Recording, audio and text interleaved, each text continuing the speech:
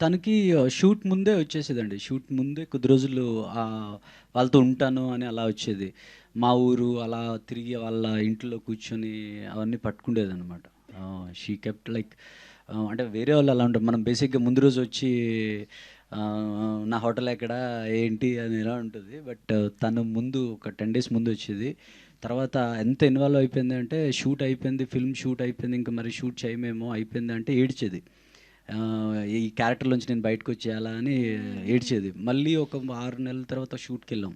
దీంతో అయిపోయిందంటే మళ్ళీ ఏడ్చింది. రీషూట్ ఆహ్, అంటే I was the very happiest అండి. రీషూట్ అంటే షీ ఈజ్ హ్యాపీ. ఆ క్యారెక్టర్‌ని వదలాలని తనకి లేదు ఇప్పుడు కూడా. So Srujan Srujan Srujan sir. One sir.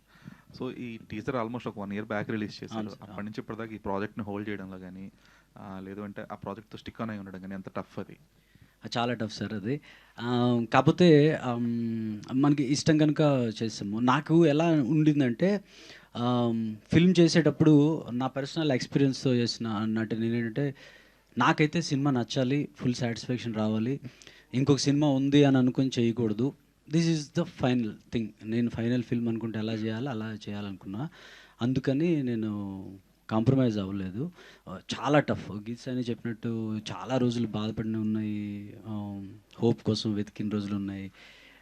ఇది ఎలా చేసామంటే ఎవరైనా ఒక 30,000 ఇస్తే ఆ 30,000తో ఏం వర్క్ చేయొచ్చు అని ఆ వర్క్ చేసాం. మీరు చూస్తే ఈ ఫిల్మ్‌లో సాంగ్స్ అన్నీ నేనే రాశాను. అంటే వచ్చి కాదు. డబ్బులు సేవ్ చేయొచ్చని. బట్ ఎక్కడ నేను టెక్నీషియన్స్ వైజ్ చూస్తే ఎవ్వరు కాంప్రమైజ్ ఇప్పుడు మన రవి నిడమర్తి అని ఎక్స్ట్రాడినరీ మ్యూజిక్ ఇచ్చాడు తను. అంటే ఐ గాట్ మనసు పెట్టిన వాళ్ళే దొరికారు. మా ఎడిటర్ నరేష్ తను అప్పటి నుంచి ఇప్పటి వరకు నాతో ఉన్నాడు. హోల్ క్రియేటివ్ ప్రాసెస్‌లో ఉన్నాడనమాట. అలా దొరికారు కనుక చేయగలిగాను. ఎవరు లేకపోతే మాత్రం చాలా కష్టం అవుతుంది. శాలిని